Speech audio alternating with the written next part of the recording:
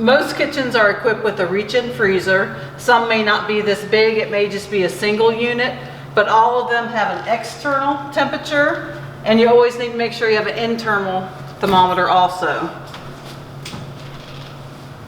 So you have usually just one in here. And then every morning, as part of our opening of every kitchen, you take temperatures of all refrigeration. So that's why we always have an internal one to double check that this thermometer is working correctly. Each kitchen is equipped with a 3-compartment sink, wash, rinse, sanitize. All of our chemicals are on these units, but they may be installed differently at each school. My unit here has water going directly into the line. Other units have water lines coming off this into here, and you would need to turn it on with a little black knob at the faucet. So each one is different. You can ask your manager to review that with you. So to fill up the sink, you would close the drain on the bottom and turn the sanitizer on, the soap, like that. After it's filled to the proper requirements, then you would fill your rinse water, hot water. Your sanitizer is also on the line, but it's a cold line. Sanitizer is only good to a certain degree, and as you can see, it should be at 65 to 75 degrees maximum. Hot water destroys the sanitizer. You do not want hot water. This is how we test our sanitizer, with these test strips. While I'm filling up my sanitizer stink, I also fill up my sanitizer bucket.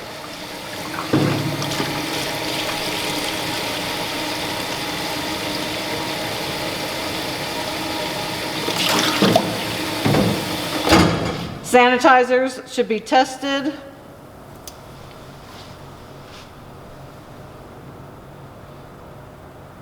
And you want between 2 and 400 million parts per million. About 10 seconds in the water. And you see that it matches the 200. So you want it between these two there. Green buckets are for detergent. So as you're washing equipment, you need a green bucket for detergent. Red bucket is sanitizer. This is a dish machine. There are different varieties of dish machines in the schools. This is a conveyor belt. Not all schools have a conveyor belt. Basically, as I put my dirty dishes here and push it in, it would automatically feed it onto the, through the machine. To fill the machine, you pull up the drain lever, lock your door, and it will automatically start filling. Soap is dispensed here. Whenever you need to change it, you would just put a new soap in. Rinse aid just helps the items dry faster and become spotless. We do not chemical sanitize, we heat sanitize. So these dials are very important. Every time you start the dish machine up, you should be running it a few times to get it up to temperature. And as you see, the minimum wash temperature is 160. The minimum rinse temperature is 180 degrees. So as your machine, after it gets filled, all of the machines have booster heaters. Mine is located right here. You need to turn that on. That helps us get to the proper temperature for wash and rinse. And these gauges are what you need to check every day when you're running the dish machine, several times a day, to make sure it's reaching the proper temperature for sanitizing, because that is how we sanitize. We do not use chemical sanitation. To demonstrate the temperature function on this machine, it is not running right now, but you can see it is reading at 165 degrees for the wash, and the rinse right now says 100, but let's run it a few times and see where we need to be. Remember, wash needs to be a minimum of 160, rinse 180, because we sanitize by heat, not by chemical.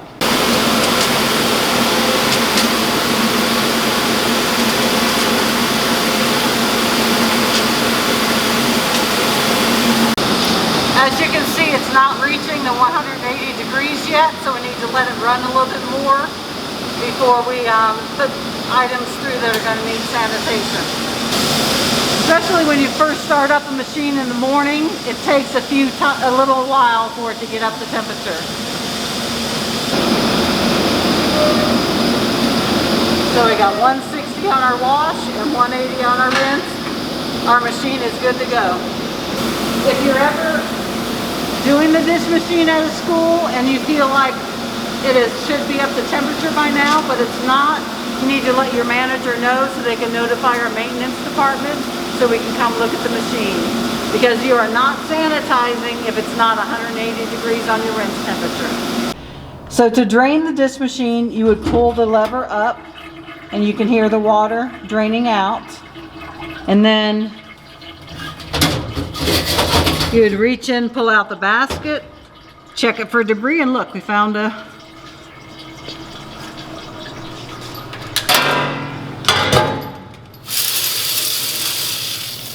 and then you would clean it off and then leave it here to dry overnight, reinstall it in the machine, and when you're ready to fill, you flip the lever down to fill your machine.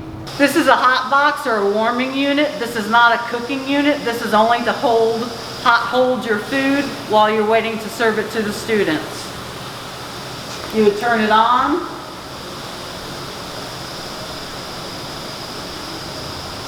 And then you would set your temperature. If you keep it preset to around 150 degrees, whenever you turn it on, it should just automatically go there. It will take a little while to heat up, so we'll check it again. As you can see, all your food would go in here on trays. And you do not want these turned up more than 155 degrees. Even though this is not a cooking unit, if you have this turned up to maximum temperature, it will dry out and overcook the food you've already prepared. All right, so our warming unit is up to 160 degrees. Again, you do not want it over that temperature. Hot holding is 140 degrees. So as long as your cabinet is maintaining the temperature of 140 degrees, your food is going to be safe for up to 4 hours. Again, if we had that up any higher, it would brown our pizza, it would dry out our chicken nuggets, it would dry out our vegetables. So you do not want it any higher than 160 degrees. All of our ovens are convection ovens, which mean they heat with airflow. There is a on-off switch, and then there is a high or low switch for the fan. Every oven is set up a little bit differently. Some have knobs like this. Other ones have digital knobs, but they probably work on the same premises. You know, your temperature and your timer. Obviously for a timer, you have to turn it past 15 and bring it back to set your time. You can hear the fan running. If it says manual or auto, always leave it on auto. There are also ones that say high or low, depending on what you're cooking. Your manager will help instruct you on what to do with that, but normally we leave them pretty much on the same high all the time. Some ovens, as you know from your own home experience, run hot or run cold, so you'll have to learn the oven at the school you're at. But we usually don't cook anything over 350 degrees except when we're roasting vegetables. Then we do want them at a higher temperature, but most items that we cook are at 350 degrees.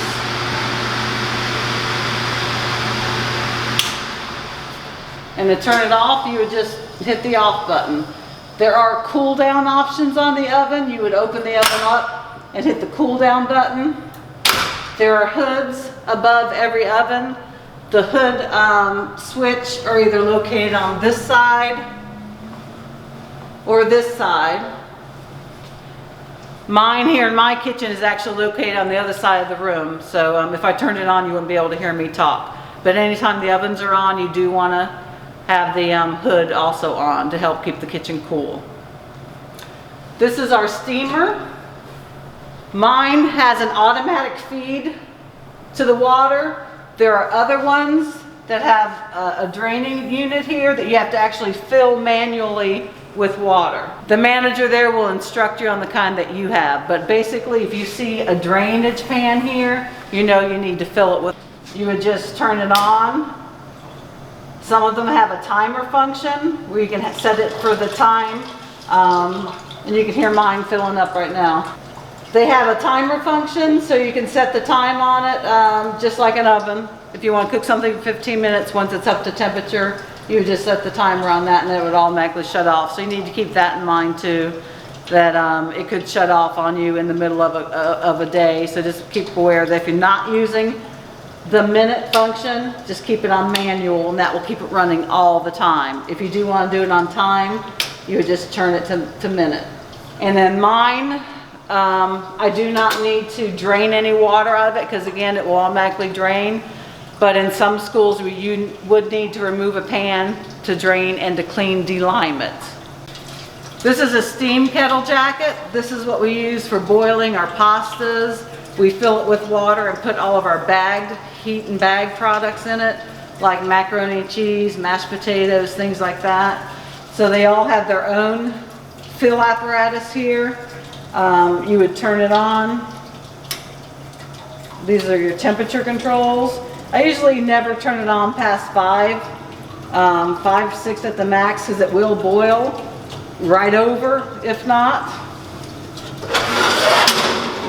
They all have a drain function. This is a safety lock here, so if I wanted to drain, I can't. I have to bring that up, and then you could just drain here. This is one of the reasons we have closed-toe shoes, because when you're draining, the hot water could spill over the side and go on your feet. So always be very careful when you're using this, piece of equipment. The safety lock is there. Mine has a automatic colander. Yours may not. When emptying this into a colander, you want to slowly pour so you're not going to burn yourself.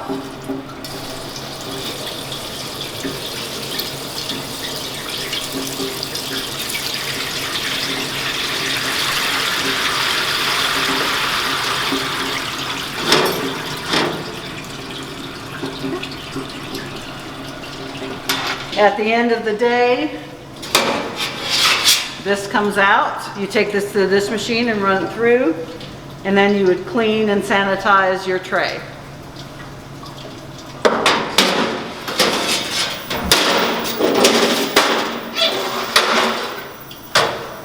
And then there you go.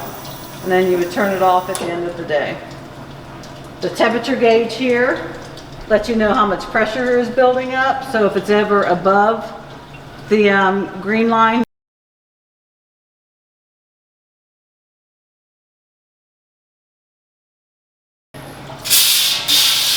so you could spray the kettle out. Some of them don't. You would just get some buckets of water and then just pour it in there and wash it. If you're in the walk-in freezer and the door shuts, do not panic. It will be kind of hard to open. All you have to do is let the pressure stabilize. It usually takes 5 to 6 seconds, and then you'll be able to open the door. If you ever think you really are locked in, this is a safety feature here. You just twist, twist, twist, twist, and the outside lock will fall off and you can get out. So you're never really going to be locked in a freezer, just so you're aware. So this is the vent for the suction like I talked about. If you can hear this kind of, I cannot open this door.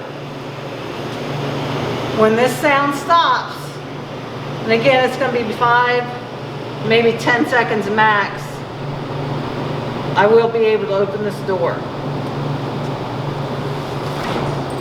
See? But when you're inside, it feels like forever, but it does release. The walk-in refrigerators also have that safety feature right here. So you just twist, twist, twist. All right, this is our hot holding line that we use to serve the hot food for the students. This is a 4-well. Some schools you go to may be a 3-well. You do not need to put water in these units in order for it to maintain the heat. These are your knobs here. Each unit has a knob. So if you only have 2 hot items that day, you only need to turn 2 on. You don't need to turn them all on at one time. And this regulates your temperature. When you first turn them on, you might want to turn it up like maybe to 7 or so to get them heated up quickly. We advise you not using this until about 15 minutes before you're going to be doing your service in order to save on electricity. So at the beginning you might want to turn it up, but then once you start putting your food in here, you need to turn it down. And again, hot holding is 140 degrees. You take a thermometer and you temperature your food. If it's registering 180, 190, you've got this turned up too high, so turn it down. At the end of the day, you would just turn it off, wait for everything to cool down, wipe off the exterior, wipe off the interior, just to make sure it's clean and doesn't have any stains or something that's going to smell, something burned on it, like if you drip some gravy or something in there. Just make sure you wipe everything out and clean it every day. This is our cold serving line. Again, depending on what school you're at, this could look different. This could be a solid piece of stainless steel that has a cooling unit underneath, which the top will get icy. This one has a little waffle to kind of separate a little bit from, so that the food is not directly sitting on the ice. Other ones may just be just stainless steel. And again, you would turn it on here.